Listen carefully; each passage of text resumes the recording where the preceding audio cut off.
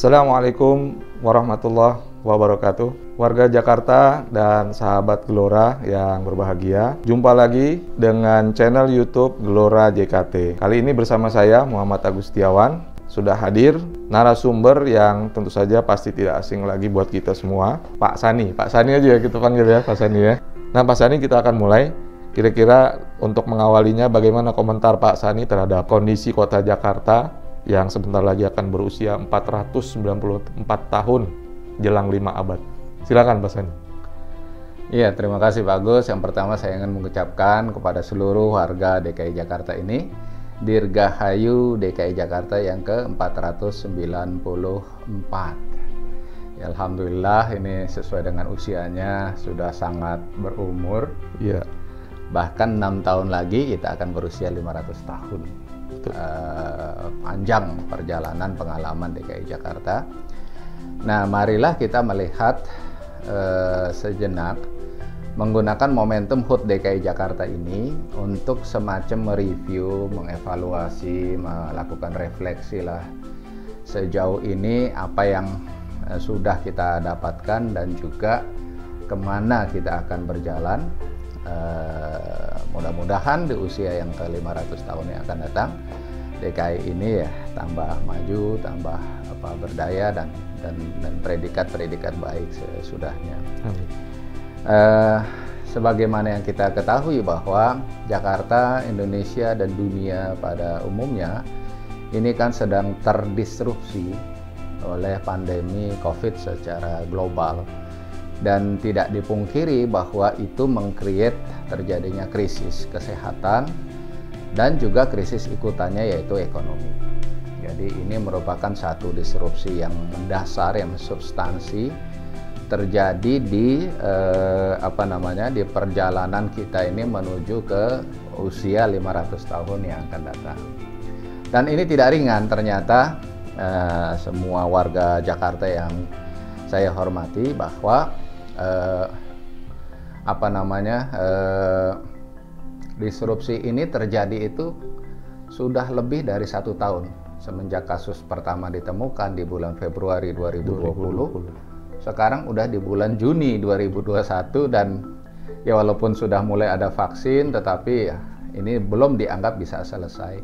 Dan bahkan angka terakhir dari positif COVID ini sekarang agak bertambah. Makanya juga menggunakan kesempatan ini saya juga ingin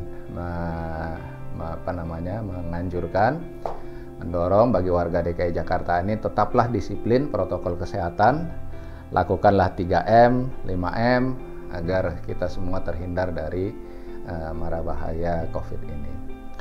Nah Pak Agus, saya ingin memberikan beberapa catatan, mungkin juga semacam rekomendasi. Ada 5 program perjuangan dari Partai Gelora Indonesia di DKI Jakarta ini. Nanti kita akan elaborasi satu persatu, tetapi ada semacam prinsip-prinsip lah yang mendasari 5 program perjuangan tadi itu. Ya. Yang pertama adalah bahwa kita harus tuntas melampaui krisis pandemi ini, krisis kesehatan yang sekarang kita perlu perjuangkan untuk lewat itu. Beberapa di antaranya adalah ya sudah barang tentu kembali ke diri kita sebagai bagian dari masyarakat, 3M, 5M. Pemerintah juga perlu siaga dengan mempersiapkan fasilitas kesehatan, kemudian juga tracing, treatment dan lain sebagainya. Dan senjata ampuh yang sekarang sedang dilakukan yaitu vaksinasi. Ya. Mudah-mudahan dalam waktu yang tidak terlalu lama vaksinasi ini juga bisa menambah kekebalan atau herd immunity bagi masyarakat kita. Nah, prinsip yang pertama itu adalah ya bahwa kita ini harus sama-sama berjuang untuk menuntaskan krisis pandemi ini. Ya. Yang kedua, Pak Agus, adalah bahwa program perjuangan ini semestinya itu konkret dan berdampak langsung. Jadi kita tidak sedang bicara soal soal sesuatu yang mendasar, substansi yang besar dan hal-hal semacam itu, tetapi kita perlu mendorong atau mengajak kepada sesuatu yang walaupun mungkin itu sifatnya tidak komprehensif, tetapi itu berdampak langsung. Karena itulah yang diperlukan bagi warga kita ini untuk bangkit. Jadi kan ini satu hal yang memang perlu ditekankan, perlu didorong agar program-program kita ini perlu lebih konkret atau berdampak langsung. Ada contoh mungkin yang spesifik yang sederhana begitu Pak? Satu contoh misalkan kita perlu pemerintah dan juga elemen masyarakat lainnya itu meringankan beban hidup masyarakat sekarang ini ya, beban hidup ekonomi keluarga, ekonomi rumah tangga. Jadi jangan keluarkan kebijakan atau jangan lakukan sesuatu yang itu justru menambah beban mereka. Gitu. Alasan ini adalah kepentingan jangka panjang dan lain sebagainya, itu perlu kita simpan terlebih dahulu agar kita ini beban ekonomi keluarga atau rumah tangga yang terjadi sekarang ini itu bisa kita kurangi. Satu contoh misalkan soal pajak-pajak ya, penerapan pajak-pajak bagi berbagai macam kebutuhan kita, apapun reasonnya, apapun alasannya, sebaiknya itu ditunda terlebih dahulu, khususnya yang terkait dengan hajat hidup orang banyak seperti pendidikan, kemudian sembako, juga bahan pangan, sembako, dan lain sebagainya. Ya. Yang ketiga, prinsip yang ketiga Pak Agus, itu adalah kita perlu menggunakan model kolaborasi. Sebab walaupun pemerintah ini memiliki sumber daya, katakanlah, sekalipun juga kita tahu bahwa pendapatan negara atau daerah kita sekarang ini sedang menurun. Tetapi sumber daya terbesar kita itu adalah dari kolaborasi. Itu sumber daya kolektif yang bisa kita gunakan agar ada satu kesadaran bersama bahwa ini adalah tanggung jawab kita semua, bukan cuma tanggung jawab pemerintah. Ya. Makanya Partai Gelora di sini juga melihat bahwa ya kita perlu memberikan kontribusi sekecil apapun. Nah, ini kita sudah menyiapkan semacam 5 program perjuangan tadi itu. Baik Pak Sani, kalau kita bicara soal kolaborasi nih, jadi kalau data yang saya miliki, pemerintah Provinsi DKI Jakarta dalam kaitannya dengan penanganan COVID yang sudah berjalan 1 tahun lebih ini, diantaranya mereka juga sudah menggulirkan ada satu program yang terkait dengan lingkungan ini, yaitu Collaborative Implementation Program atau CIP, yang secara real itu menyentuh programnya adalah penataan kawasan kumuh. Ya. Memang sudah ada, walaupun mungkin besaran anggarannya juga masih belum terlalu besar ya. Meskipun memang terdampak COVID di tahun 2020 kemarin belum terrealisasi sebagaimana yang direncanakan. Nah, bagaimana pandangan Pak Sani tentang Collaborative Implementation Program untuk penataan kawasan kumuh yang sudah berjalan dan akan berjalan ini? Ya, itu saya perlu mengungkapkan apresiasi kepada pemerintah DKI Jakarta ini bahwa ada semacam inisiatif untuk kolaborasi, termasuk tadi di dalam konteks perbaikan pemukiman kumuh. Nah, dalam tahapan perencanaan dan juga dalam tahapan pelaksanaan pembangunannya. Nah, saya kira ini perlu didorong dengan skala yang lebih besar lagi. Skala yang lebih besar lagi, yaitu bahwa salah satu di antara program perjuangan Partai Gelora ini pembenahan kampung atau RW kumuh ini itu sudah mendesak dan konkret berdampak langsung terhadap keluarnya kita ini dari efek pandemi ini. Jadi kampung yang kumuh, RW yang kumuh ini dengan segala macam kekurangannya, sanitasi, kemudian juga sarana lingkungan, penghijauan, lapangan terbuka, dan hal-hal semacam itu memberikan dampak tambahan, dampak negatif tambahan terhadap efek COVID ini. Oleh karenanya, ini adalah program yang mesti diperjuangkan. Nah, skala kolaborasi ini itu patut kita tingkatkan. Jadi pemerintah boleh menawarkan atau boleh melakukan list down atau daftar-daftar dari RW atau kampung kumuh tadi dengan segala macam kebutuhannya. Misalkan kebutuhan prasarana jalan, trotoar, pedestrian yang kurang, atau sarana sanitasi, MCK, kemudian juga septic tank atau yang air bersih, atau mungkin penghijauan, lapangan terbuka, ruang terbuka hijau dan lain sebagainya. Nah, itu undanglah pihak ketiga dalam hal ini untuk melakukan perencanaan. Tadi disebutkan apa namanya itu? Collaborative Implementation Program. Nah, semacam itu. Agar masyarakat yang tinggal di sana, khususnya para tokohnya, itu bisa merencanakan dan sekaligus juga mengimplementasikan program itu. Pendanaannya itu juga kolaborasi juga. Makanya soal kolaborasi ini kan satu jiwa dengan semangat Indonesia secara umum, yaitu gotong royong sebenarnya.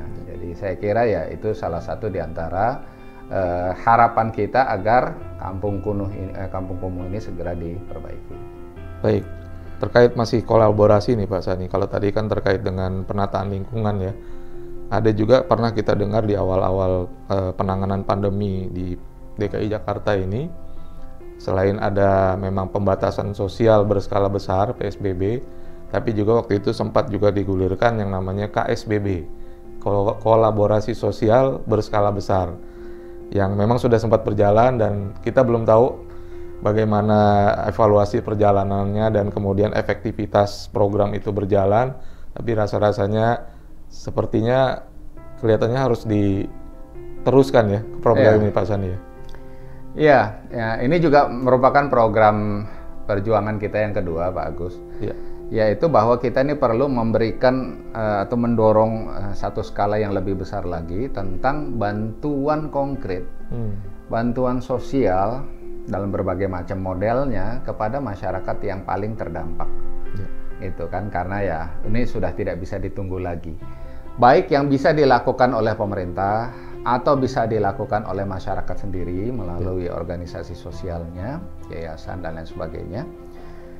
Atau melalui kolaborasi sekali lagi itu bahwa yang mengerti tentang data masyarakat terdampak itu kan adalah pemerintah, baik pemerintah pusat maupun pemerintah daerah. Sekarang kan kita sudah ada yang disebut sebagai bantuan langsung tunai kalau nggak salah ya, 300.000 sosial tunai. Iya, diberikan kepada masing-masing kepala keluarga. Nah, kalau itu dikolaborasikan, entah itu dengan bantuan pangan, entah itu dengan bantuan mendesak lainnya sembako, kemudian juga pakaian atau kemudian alat-alat medis, masker dan lain sebagainya, barangkali itu akan jauh lebih berdampak besar. Betul. Ketimbang hanya mengandalkan program bantuan yang diberikan oleh pemerintah pusat maupun pemerintah daerah. Nah, saya kira ini kolaborasi ini sekali lagi juga menjadi jiwa bagi bantuan konkret bagi masyarakat terdampak tadi. Betul. Jadi kalau dari data tahun 2021 ini, sejak awal tahun, memang penerima bantuan sosial tunai yang 300.000 itu per jiwa itu di DKI Jakarta baru mencakup 1,8 juta kepala keluarga bahasanya. Sementara mungkin bisa jadi harusnya lebih besar dari itu. Orang-orang yang menerima manfaat dari bantuan sosial tunai dan memang mereka sangat butuhkan. Jadi tema kolaborasi mestinya, apalagi kemudian kalau kita mengingat anggaran pemerintah provinsi sendiri kan juga walaupun dibandingkan dengan provinsi lain sudah fantastis ya, tapi tetap ada dampak dari ekonomi juga, krisis ekonomi juga. Kan semua direalokasi begitu ya anggarannya. Nah, terkait dengan bantuan juga pastinya juga mungkin Partai Gelora ada usulan atau saran yang terkait dengan bantuan juga, tapi untuk orang-orang atau warga Jakarta yang dia sebagai pelaku usaha. Bagaimana pendapat Pak Sani? Iya, makasih Pak Agus. Jadi ini juga termasuk program perjuangan kita yang ketiga lah katakan, bahwa kita perlu memberikan semacam intensif dalam skala yang lebih luas untuk pelaku usaha khususnya UMKM atau UMK, usaha mikro dan kecil. Gitu. Karena dari data yang kita baca, kita lakukan riset, ini banyak dampak-dampak ekonomi ini kepada para pelaku usaha ini. 80% dari pelaku usaha di Jakarta itu adalah UMK, mikro dan kecil. Sementara dampaknya itu pasti sampai ke mereka juga gitu, karena kerugian negara ini sangat tinggi akibat dampak ekonomi ini. Beruntungnya mental survive gitu, mental perjuangan para UMKM kita ini relatif oke lah gitu. Kalau di sini terhimpit bisnis makanannya atau bisnis pariwisatanya atau bisnis usaha-usaha lainnya semacam itu, mereka cari jalan keluar yang lain. Switching, karena kita lihat misalkan pada saat Ramadan kemarin dan sesudahnya itu namanya orang jualan makanan, kafe-kafe baru walaupun skalanya kecil, gerobak-gerobak keliling dan seterusnya, itu kan bermunculan, bertumbuh subur. Nah, dalam hal ini sekali lagi pemerintah bisa memberikan bantuan, tetapi kolaborasilah yang akan bisa memperluas skala dari penerima bantuan itu. Betul. Misalkan bantuan kolaborasinya itu dalam bentuk pelatihan-pelatihan yang diberikan oleh pihak ketiga, bisa dikoordinasikan oleh pemerintah. Ini kan pihak ketiga ini bisa usaha besar, industri besar, atau startup yang sudah jadi menjelma jadi unicorn dan lain sebagainya, soal digital marketing, soal digitalisasi bisnis dan lain sebagainya. Bisa juga soal akses permodalan. Akses permodalan ini kan bukan hanya bank dan difasilitasi oleh pemerintah, tapi juga oleh usaha-usaha yang lainnya, kayak perusahaan-perusahaan keuangan ya. Itu kan juga banyak memberikan permodalan.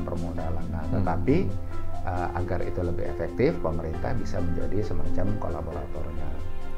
Kemudian juga soal izin-izin. Ini kan kalau sudah ada izinnya, karena kadang-kala kan pengusaha mikro contohnya, itu gerobak-gerobak itu kan juga malas mengurus izin. Nah, pemerintah perlu memberikan insentif dan sekaligus juga jemput bola. Sebab kalau udah izin, itu soal pelatihan nantinya, atau soal akses permodalan, atau mungkin dibantu sentra penjualannya, itu kan jauh lebih mudah, lebih terdata dan lain sebagainya. Saya kira skala yang lebih luas untuk kolaborasi membantu UMKM kita itu juga bagian dari program perjuangan yang mesti sama-sama kita dorong.